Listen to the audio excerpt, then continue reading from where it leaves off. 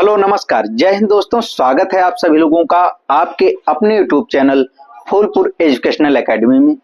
आज की वीडियो में हम आपको बताने जा रहे हैं क्लास 10th के साइंस का सेकंड चैप्टर है अम्ल, क्षारक एवं लवण। तो इसका यह सेकंड पार्ट है। पहले पार्ट में हमने 15 महत्वपूर्ण बहुविकल्पी को कवर किया था, तो इस पार्ट में भी हम 15 महत्वपूर्ण बहुविकल्पी को कवर करेंगे। इस प्रकार अम्ल, क्षारक एवं लवण चैप्टर का आपका 30 महत्वपूर्ण जो है बहुविकल्पी तैयार हो जाएंगे, जिसके कारण इस चैप्टर से कहीं से भी अगर बहुविकल्पी बोर्ड एग्जाम में पूछेगा तो आपको उसका आंसर देने में कोई समस्या नहीं होगी। तो अगर आपने पार्ट 1 नहीं देखा है तो पार्ट 1 जरूर देखिएगा। तो पार्ट 2 में हम क्वेश्चन नंबर 16 से शुरुआत करते हैं। तो हमारा क्वेश्चन नंबर 16 क्या है कि अम्लीय मिट्टी को ठीक करने के लिए डालते हैं। अम्लीय मिट्टी को ठीक करने के लिए डालते हैं। तो अम्लीय मिट्टी को ठीक करने के लिए क्या डाला जाता है उस मिट्टी के अंदर? तो फर्स्ट ऑप्शन है हमारा नमक, सेकंड है चूना, थर्ड ऑप्शन है अम्ल ही दे दिया है, और फोर्थ ऑप्शन है आपका जल। तो अम्लीय मिट्टी को ठीक करने के लिए क्या डाला जाता है मिट्टी के अंदर? तो सबसे पहले आप समझ लीजिए अम्लीय मिट्टी। अम्लीय मिट्टी, यह जो अम्लीय मिट्टी होती है, अम्लीय मिट्टी का मतलब है कि अगर मिट्टी के अंदर अम्ल की मात्रा ज्यादा हो गई तो वह मिट्टी क्या हो जाएगी? अम्लीय हो जाएगी। और अम्लीय मिट्टी जो आपका होता है वह फसल के लिए हानिकारक होता है। फसल के लिए क्या होगा? हानिकारक होगा। अगर मिट्टी आपके खेत की अम्लीय है तो उसमें आप फसल उगा रहे हैं तो वह फसल के लिए क्या होगा? नुकसानदायक होगा। तो अम्ल की अम्लता क्या करनी पड़ती है? खत्म करनी पड़ती है। तो एक आपने अवक्रिया पढ़ा होगा रासायनिक अवक्रिया में, उदासीनीकरण अवक्रिया। उदासीनीकरण अवक्रिया आपने पढ़ा होगा। उदासीनीकरण अवक्रिया में होता क्या है कि अम्ल में क्या मिलाया जाता है? क्षार। जब अम्ल किससे क्रिया करता है? क्षार से क्रिया करता है। तो वह किसका निर्माण करता है? लवण का निर्माण करता है। और किसका निर्माण करेगा? जल का निर्माण करेगा। तो जो लवण होता है वह आपका क्या होगा? उदासीन होगा। लवण आपका क्या होगा? उदासीन होगा। उदासीन होने का यह मतलब है कि इसमें से अम्ल की और क्षार की दोनों की मात्रा क्या हो गई? खत्म हो गई। इसका मतलब अगर हमें अम्ल को नष्ट करना है तो इसमें हमें क्या मिलाना होगा? क्षार मिलाना होगा, जिसके कारण जो अन्य पदार्थ बनेगा वह क्या हो जाएगा? उदासीन हो जाएगा। माने अम्ल की जो अम्लता है, अम्लीय गुण है, उसको खत्म करने के लिए अम्ल में क्या मिलाना पड़ेगा आपको? क्षार मिलाना पड़ेगा। तो यहाँ आप देख सकते हैं नमक क्या है आपका? लवण है। और यह जो चूना है आपका, चूने का सूत्र होता है कैल्शियम ऑक्साइड। Calcium oxide. और यह चूना आपका क्या होता है? क्षार होता है। क्षार का मतलब जो स्वाद में क्या हो? कड़वा हो। स्वाद में क्या हो? कड़वा हो। और दूसरा चीज, जब कोई धातु किससे क्रिया करता है? ऑक्सीजन से क्रिया करता है तो वह आपका क्या बना लेता है? क्षार बना लेता। क्या बना लेगा? क्षार बना लेगा। तो कैल्शियम क्या है? धातु है। और यह किससे क्रिया किया है? ऑक्सीजन से क्रिया किया है। तो यह आपका क्या बना लेगा? क्षार बना लेगा। तो अम्ल में हमें क्या मिलाना होगा? क्षार मिलाना होगा, जिसके कारण जो अम्लता का गुण है, अम्लता का गुण है, वह अम्लता का गुण का हो जाएगा? नष्ट हो जाएगा। तो मिट्टी अम्लीय नहीं रह जाएगी। तो हमें क्षार में क्या मिलाना पड़ेगा? Calcium oxide. चूना क्या है आपका? क्षार है। तो ऑप्शन नंबर बी आपका क्या हो जाएगा? राइट आंसर हो जाएगा। अगले क्वेश्चन पर चलते हैं। अगला क्वेश्चन है हमारा पीओपी पानी के साथ मिलकर। पीओपी पानी के साथ मिलकर ऑप्शन क्या दिया गया है? मुलायम हो जाता है। माने जो आपका पीओपी होता है वह पानी के साथ मिलकर, अब फर्स्ट ऑप्शन में मुलायम हो जाता है, सेकंड में कठोर हो जाता है, थर्ड में गैस देता है, फोर्थ में घुल जाता है। तो सबसे पहले हम पीओपी को समझ लेते हैं। पीओपी होता क्या है? पीओपी का अर्थ होता है, फुल फॉर्म होता है plaster of Paris. Plaster of Paris. POP को कहा जाता है प्लास्टर ऑफ पेरिस। तो जो घर में पीओपी लोग सीलिंग में पीओपी कराते हैं उसी पीओपी के बारे में कहा गया है प्लास्टर ऑफ पेरिस। इसका फार्मूला होता है CaSO4 half H2O, CaSO4 half H2O। इसका क्या होता है प्लास्टर ऑफ पेरिस यानी पीओपी का फार्मूला होता है। जब इसमें क्या मिलाया जाता है, पानी यानी जल मिलाया जाता है, तो यह क्या हो जाता है, कठोर हो जाता है। क्या हो जाएगा, कठोर हो जाता है। तो आपने देखा होगा कि यह जो पाउडर इसका आता है उस पाउडर में पानी मिलाकर लोग उसको सानते हैं थोड़ा, उसके बाद क्या करते हैं सीलिंग में से प्लास्टर की तरह उसको यूज किया जाता है। तो पीओपी जब जल में मिलता है तो जल के साथ यह क्या बन जाता है, कठोर बन जाता है। जब कभी किसी की हाथ या पैर की हड्डी टूट जाता है तो डॉक्टर द्वारा क्या किया जाता है कि उसका प्लास्टर किया जाता है। तो इस पीओपी में क्या मिला देते हैं, जल की मात्रा मिला देते हैं, तो इससे यह क्या हो जाता है, कठोर हो जाता है। इसके बाद ऑप्शन नंबर बी हमारा क्या हो जाएगा, राइट आंसर कि पीओपी पानी के साथ मिलकर क्या हो जाता है, कठोर हो जाता है। इसके बाद हम अगले ऑप्शन पर पहुंचते हैं। अगला ऑप्शन है हमारा अम्ल प्लस धातु कार्बोनेट। यह बड़ा ही इंपॉर्टेंट क्वेश्चन है, यह कई बार बोर्ड एग्जाम में आया है, तो इसको बड़े ध्यान पूर्वक समझिएगा कि अम्ल प्लस धातु कार्बोनेट यह क्रिया करने पर क्या देते हैं। ऑप्शन ए में है हमारा हाइड्रोजन, ऑप्शन सेकंड में हमारा ऑक्सीजन, ऑप्शन थर्ड में है कार्बन डाइऑक्साइड, ऑप्शन फोर्थ में है N2 यानी नाइट्रोजन गैस। तो अम्ल हम कोई अम्ल ले लेते हैं, जैसे हमने अम्ल ले लिया HCl हाइड्रोक्लोरिक अम्ल। अब हम समझते हैं धातु कार्बोनेट। धातु का मतलब होता है कि जो इलेक्ट्रॉन का त्याग करते हैं उनको धातु कहते हैं। कोई धातु किससे जुड़ा हो, कार्बोनेट से जुड़ा हो। तो जैसे हम समझ लेते हैं आपका calcium carbonate, calcium carbonate, calcium का है आपका धातु है और CO3 आपका क्या है, कार्बोनेट है। तो अम्ल जो है, अम्ल में हमने क्या ले लिया है, HCl ले लिया है। तो अगर हाइड्रोक्लोरिक अम्ल किससे क्रिया कर रहा है, धातु कार्बोनेट। धातु का मतलब होता है जो इलेक्ट्रॉन त्याग करे, जैसे कैल्शियम ले सकते हैं, मैग्नीशियम ले सकते हैं, सोडियम ले सकते हैं, ये सभी इलेक्ट्रॉन क्या करते हैं, त्याग करते हैं। और कार्बोनेट का सूत्र क्या होता है, CO3। तो यह क्या हो जाएगा, CaCO3 को आप कह सकते हैं कैल्शियम कार्बोनेट या आप कह सकते हैं इसको धातु कार्बोनेट। तो यह कैल्शियम कार्बोनेट यानी धातु कार्बोनेट क्या कर लिया, इससे क्रिया कर लिया।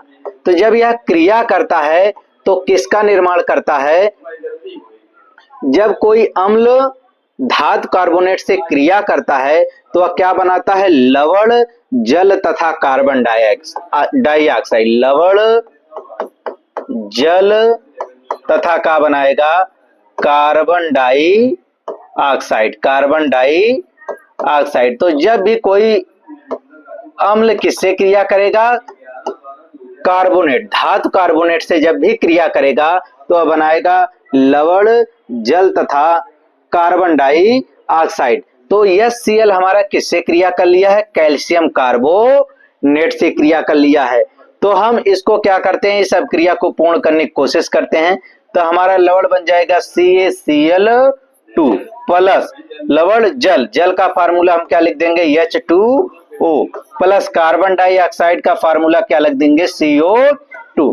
तो हिंदी में हम इस पॉइंट को जान रहे हैं। फिर देखेंगे रासायनिक अपक्रिया में यह संतुलित है कि नहीं, कहीं पर तो गिनती तो आगे नहीं बढ़ाना है। तो यहाँ देखिए हमने आगे 2 बना दिया, इसलिए बनाया क्योंकि यहाँ हाइड्रोजन जल में क्या लगता है, 2 इसके परमाणुओं की संख्या होती, तो आगे हमने क्या बढ़ा दिया, इसके 2 बढ़ा दिया। तो 2 हाइड्रोजन बाएं तरफ है, 2 हाइड्रोजन आपका क्या हो जाएगा, दाएं तरफ। 2 क्लोरीन यहाँ बाएं तरफ है, यहाँ 2 क्लोरीन दाएं तरफ।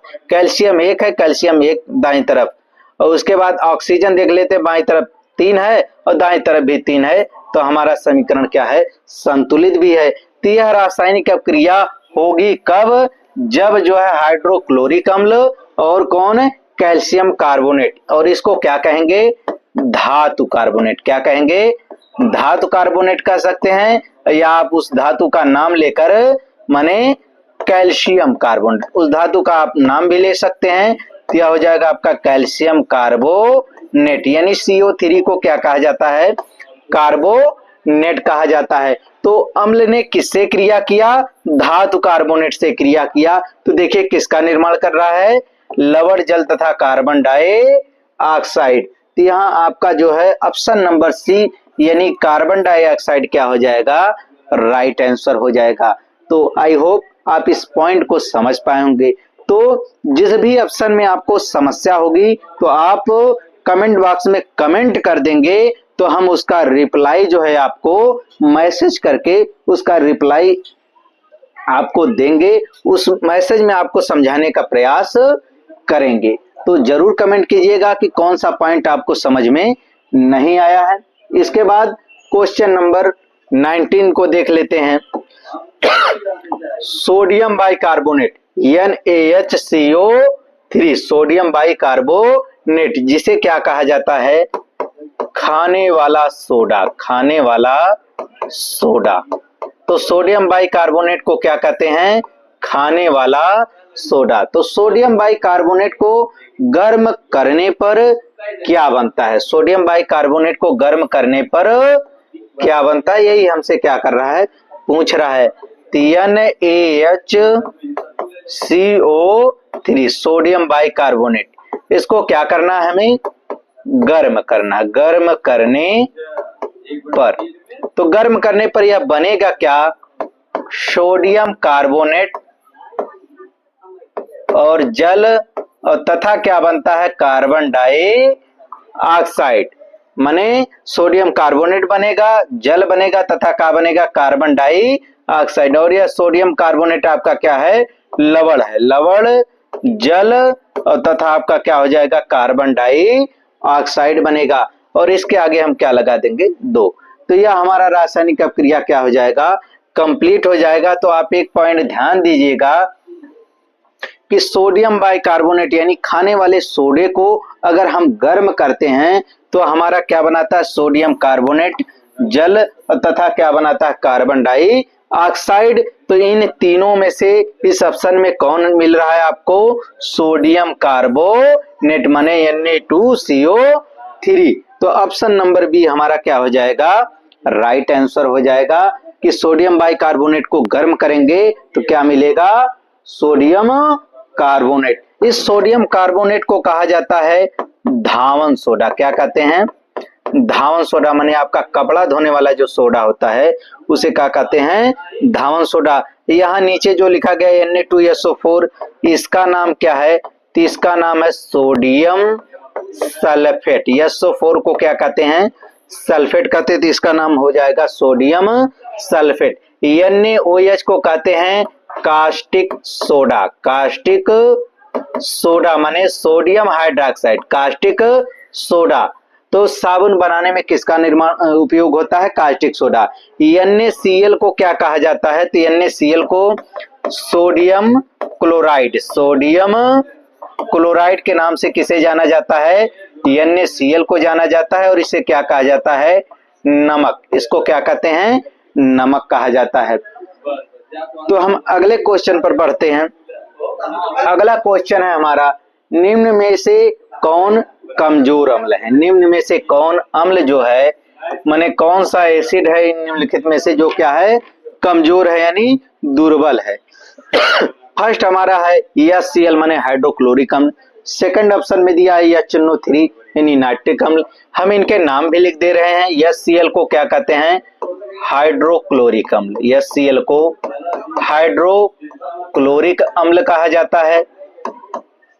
HNO3 को नाइट्रिक अम्ल कहते हैं। HNO3 आपका क्या हो जाएगा? नाइट्रिक अम्ल हो जाएगा। CH3COOH को कहा जाता है एसिटिक अम्ल। CH3COOH को एसिटिक अम्ल कहा जाता है। H2SO4 को सल्फ्यूरिक अम्ल कहते हैं। H2SO4 को सल्फ्यूरिक अम्ल कहा जाता है। तो पूछ क्या रहा है हमसे कि निम्न में से कौन कमजोर अम्ल है? माने इनमें से कौन अम्ल क्या है? दुर्बल है। तो पहले हम समझ लेते हैं कि प्रबल अम्ल का क्या मतलब है और दुर्बल अम्ल का क्या मतलब है। प्रबल अम्ल और दुर्बल अम्ल। प्रबल अम्ल का यह मतलब होता है, अम्ल का आपने डिफिनीशन पढ़ा होगा, ऐसे यौगिक जो जलीय विलयन में क्या देते हो, हाइड्रोजन आयन देते हो, उन्हें क्या कहा जाता है, अम्ल कहा जाता है। जो जलीय विलयन में हाइड्रोजन आयन देते हैं उन्हें अम्ल कहा जाता है। तो ऐसे यौगिक जो जलीय विलयन में शीघ्रता से, बहुत तीव्र गति से क्या देते हो, हाइड्रोजन आयन देते हो, उन्हें क्या कहा जाएगा, प्रबल अम्ल। माने कि ये जो अम्ल होते हैं, प्रबल अम्ल होते हैं, वे बहुत ही शीघ्रता से कौन सा अम्ल रिलीज करते हैं, हाइड्रोजन आयन। माने हाइड्रोजन आयन बहुत ही शीघ्रता से देते हैं, इसलिए इन्हें क्या कहते हैं, प्रबल अम्ल। और दुर्बल अम्ल इनका विपरीत हो जाएगा कि ऐसे अम्ल जो शीघ्रता से जो है हाइड्रोजन आयन नहीं देते हैं, हालांकि दोनों अम्ल हाइड्रोजन आयन देंगे, लेकिन जो प्रबल रहेगा वह शीघ्रता से हाइड्रोजन आयन देगा, और जो दुर्बल रहेगा वह शीघ्रता से हाइड्रोजन आयन नहीं देगा। तो बस इनमें जो है शीघ्रता का अंतर है कि जब शीघ्रता से हाइड्रोजन आयन दे रहा है जलीय विलयन में, बहुत जल्दी आयनित हो जा रहा है, तो हमारा क्या है, प्रबल है। और जो बहुत जल्दी आयनित नहीं हो रहा है वह क्या है, दुर्बल है। जैसे किया क्या गया कि दो पदार्थों को क्या किया गया, जल में घोला गया, दो पदार्थों को जल में घोला गया, तो हो सकता है कोई पदार्थ जो बहुत जल्दी जल में घुल गया और कोई पदार्थ थोड़ा क्या लिया, समय लिया।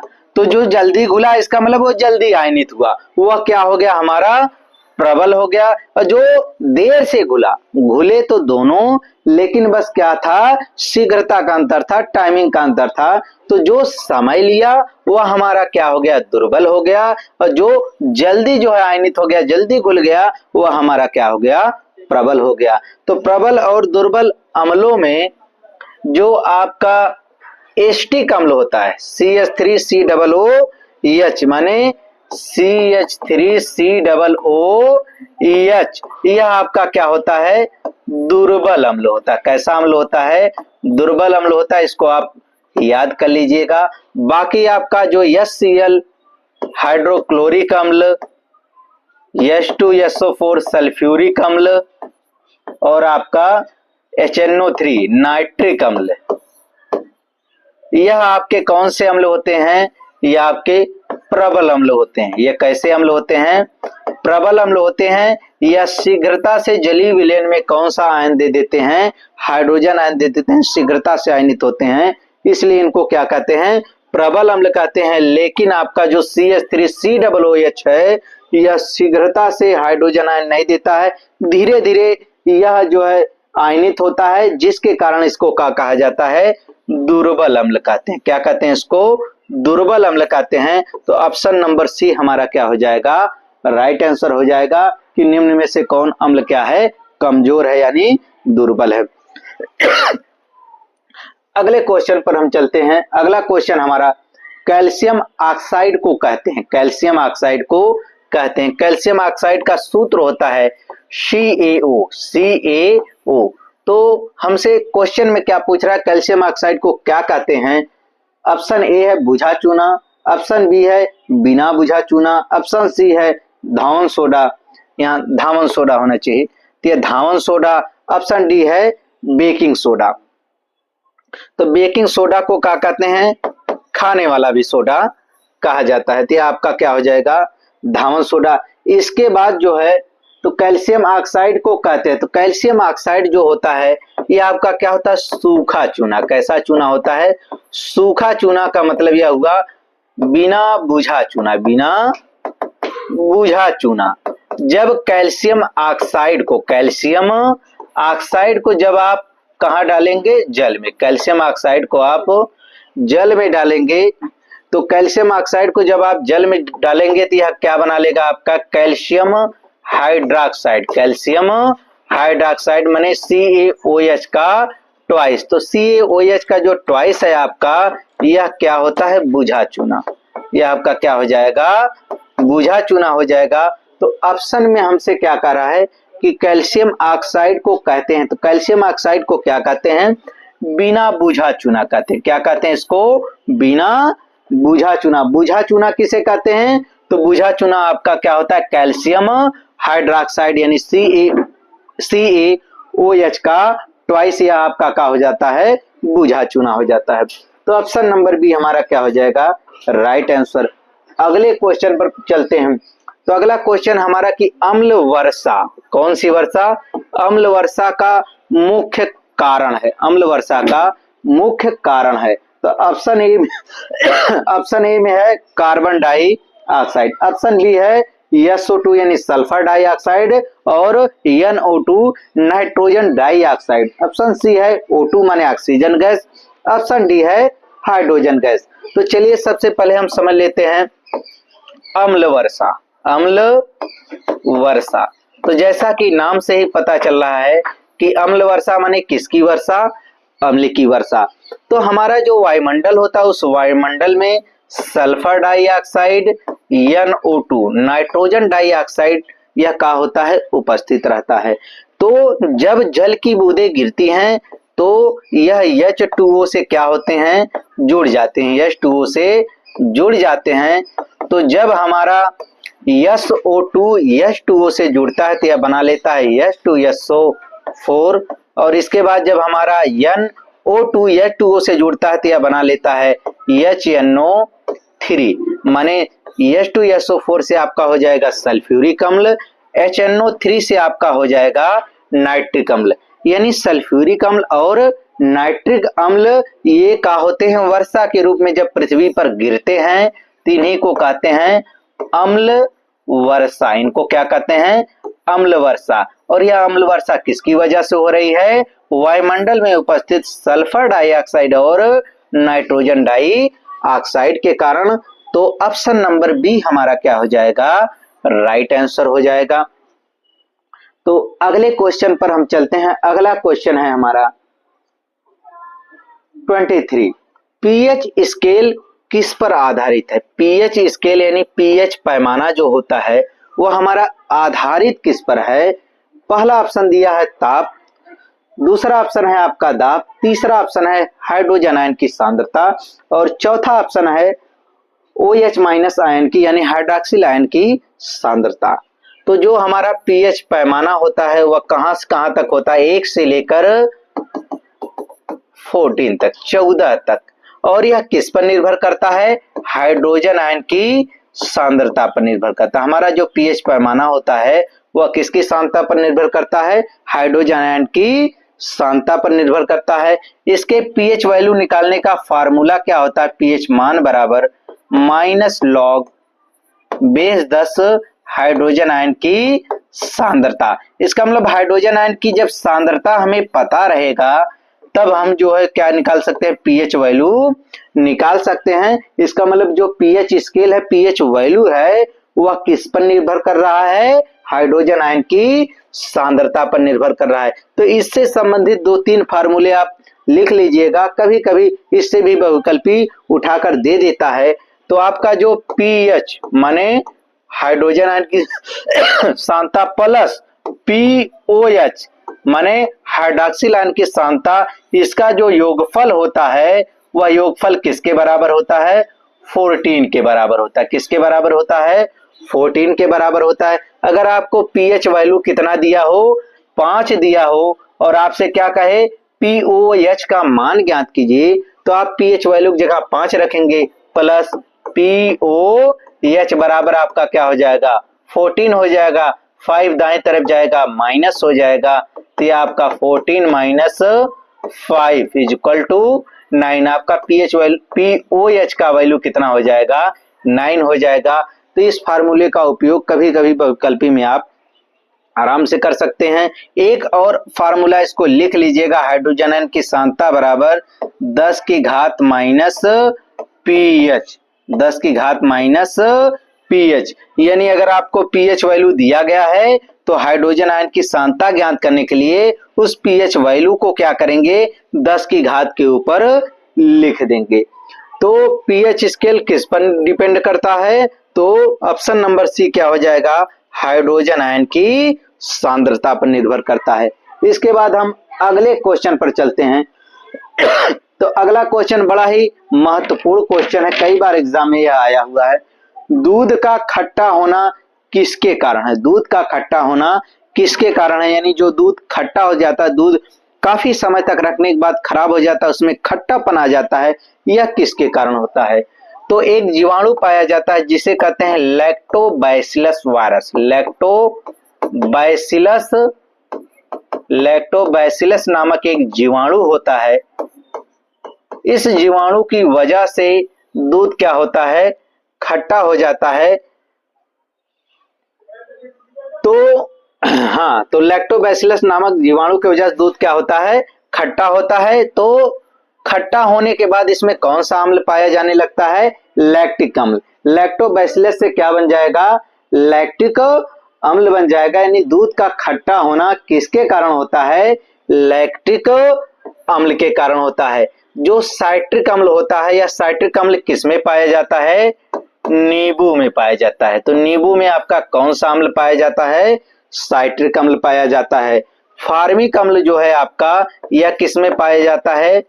चींटी के डंक में। चींटी का डंक हुआ, मधुमक्खी का डंक हुआ, चींटी, मधुमक्खी, बिच्छू का डंक हुआ, इन सभी में आपका कौन सा अम्ल पाया जाता है?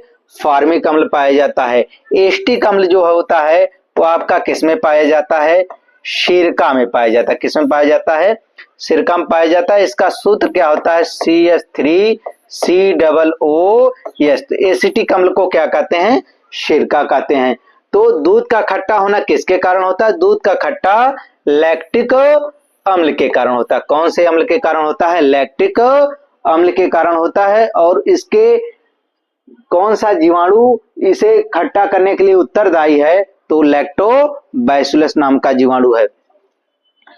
तो यही जो है लैक्टोबैसिलस जीवाणु दूध को जो है दही में परिवर्तित करने के लिए उत्तरदायी होता है। इसके बाद अगला क्वेश्चन है हमारा, फिनाफ्थलीन क्षार में रंग देता है। तो फिनाफ्थलीन एक क्या है? आपका सूचक है। क्या है? सूचक है। अंग्रेजी में इसको क्या कहा जाता है? सूचक को इंडिकेटर। क्या कहते हैं? इंडिकेटर। सूचक का मतलब होता है सूचना देने वाला। सूचक का अर्थ होता है सूचना देने वाला।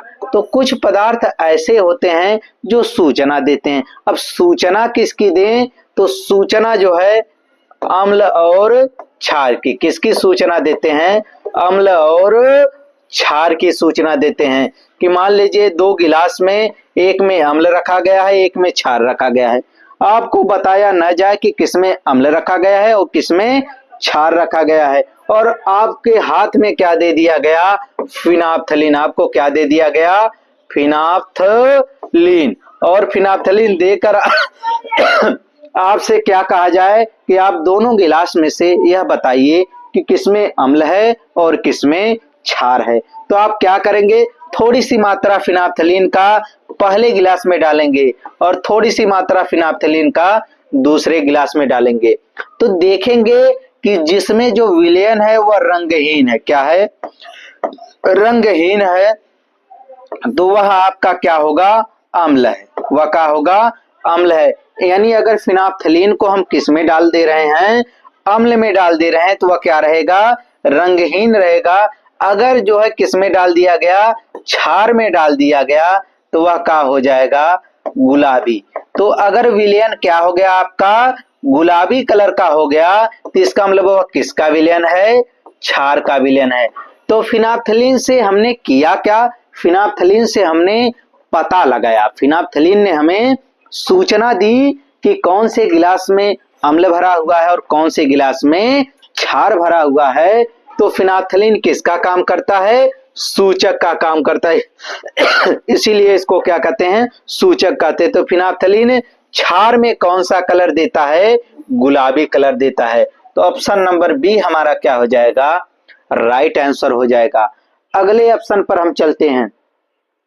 अगला ऑप्शन है हमारा, बड़ा ही महत्वपूर्ण यह पॉइंट है, इसे ध्यान से देखिएगा। CaOH का ट्वाइस प्लस Cl2।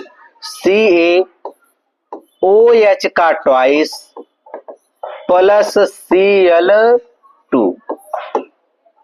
ऑप्शन क्या है? माने इससे बनता क्या है? ऑप्शन ए है धावन सोडा। ऑप्शन ए क्या है आपका? धावन सोडा। ऑप्शन बी है ब्लीचिंग पाउडर। ऑप्शन सी है बेकिंग सोडा। और ऑप्शन डी है आपका नमक। ऑप्शन डी आपका क्या है, नमक है। तो अब इसे ध्यान पूर्वक हम समझ लेते हैं, इस रिएक्शन को कराते हैं। CaOH का ट्वाइस, यह आपका क्या होता है, कैल्शियम हाइड्रोक्साइड।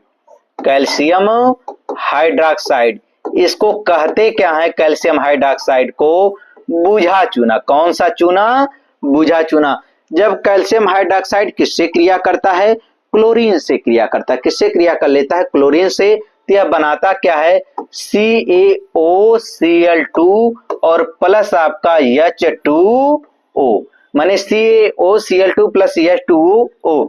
तो CaOCl2 को क्या कहा जाता है, विरंजक चूर्ण। क्या कहते हैं, विरंजक चूर्ण। और इस विरंजक चूर्ण को अंग्रेजी में क्या कहते हैं, ब्लीचिंग पाउडर। ब्लीचिंग पाउडर, तो माने विरंजक चूर्ण को अंग्रेजी में क्या कहते हैं, ब्लीचिंग पाउडर।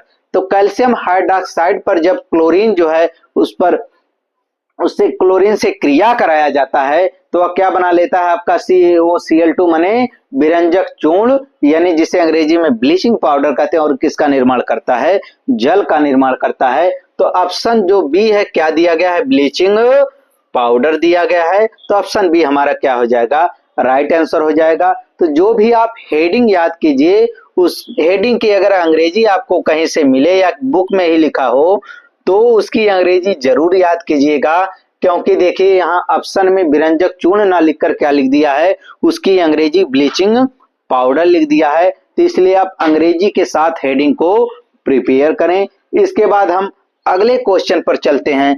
अगला क्वेश्चन है हमारा, निम्न में से कौन लवण है। निम्न में से कौन लवण है। तो चलिए हम तीनों पॉइंट पर प्रकाश डाल देते हैं हल्का सा। अम्ल, क्षार और लवण। अम्ल, क्षार एवं लवण। जो अम्ल होता है वह जलीय विलयन में क्या देता है, हाइड्रोजन आयन।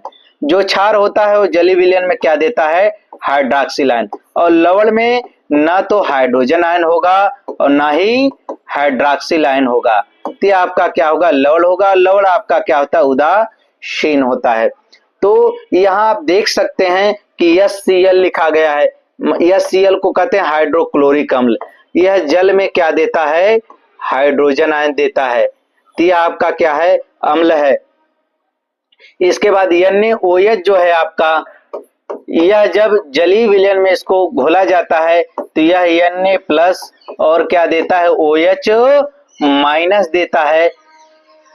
तो यह जलीय विलयन में क्या दे रहा है, हाइड्रोक्सिल आयन दे रहा है। तो यह आपका क्या हो जाएगा, क्षार हो जाएगा। इसके बाद जो है आपका H2SO4 जो है, H2SO4, यह जो जलीय विलयन में 2H प्लस SO4 यानी सल्फेट 2 माइनस, तो यह जलीय विलयन में क्या देता है, हाइड्रोजन आयन देता है। तो यह भी अम्ल है। NaCl जो है आपका, NaCl, यह जलीय विलयन में Na प्लस और आपका क्या देगा, Cl माइनस देगा। यानी यह जलीय विलयन में ना तो हाइड्रोजन आयन दे रहा है ना ही हाइड्रोक्सिल आयन दे रहा है। तो यह आपका क्या होगा, लवण होगा। यह क्या होगा, आपका लवण होगा। तो NaCl क्या है, आपका लवण है। तो ऑप्शन नंबर सी हमारा क्या हो जाएगा, राइट आंसर हो जाएगा। ऑप्शन नंबर सी क्या हो जाएगा, राइट आंसर हो जाएगा। अगले क्वेश्चन पर चलते हैं। अगला क्वेश्चन है हमारा, KOH को कहते हैं, KOH को कहते हैं, माने KOH का क्या नाम है। ऑप्शन ए है कास्टिक सोडा, ऑप्शन ए है कास्टिक सोडा, ऑप्शन बी है कास्टिक पोटास, ऑप्शन सी है बुझा चूना और ऑप्शन डी है आपका बेकिंग सोडा। तो यह जो आपका कास्टिक सोडा होता है इसका सूत्र क्या होता है, NaOH होता है। कास्टिक पोटास का सूत्र क्या होता है, KOH। कास्टिक पोटास का सूत्र क्या होता है, KOH। बुझा चूना का सूत्र होता है CaOH का ट्वाइस, CaOH का ट्वाइस। और बेकिंग सोडा आपका क्या होता है, धावन सोडा, Na2CO3 10H2O। तो यह आपका क्या हो गया, धावन सोडा हो गया। तो KOH को क्या कहते हैं, कास्टिक पोटास। KOH को क्या कहा जाता है, कास्टिक पोटास कहा जाता है। अगले ऑप्शन पर हम चलते हैं। अगला ऑप्शन है हमारा निम्न में से कौन क्षार नहीं है, निम्न में से कौन क्षार नहीं है। तो इसके पहले ही हमने एक क्वेश्चन पहले आपको बताया क्षार कौन है, जो जलीय विलयन में क्या दे रहे हैं, OH माइनस दे रहे हैं। तो जब इनमें OH रहेगा तभी यह जलीय विलयन में OH माइनस देंगे। तो यहाँ आप ध्यान से ऑप्शन से ही देख सकते हैं कि NaOH, यहाँ OH और यहाँ भी आपका NH4OH, लेकिन ऑप्शन बी में आपका OH नहीं है। तो MgCl2 क्या हो जाएगा, राइट आंसर हो जाएगा। तो कभी कभी जो है दिमाग लगाकर भी आप जो है क्वेश्चन का आंसर दे सकते हैं। तो अगर आपने पॉइंट को अच्छी तरीके से पढ़ा है तभी पेपर में आपका दिमाग काम करेगा, अन्यथा जो है प्रॉब्लम होगी आपको ऑप्शन जो है सही टिक लगाने में। इसके बाद लास्ट क्वेश्चन है हमारा, लिटमस प्राप्त होता है। तो हमने बताया था एक पेपर होता है जिसे क्या कहते हैं, लिटमस पेपर। लिटमस पेपर, यह लिटमस पेपर जो है नीला, लाल, पीला कई कलर में आता है।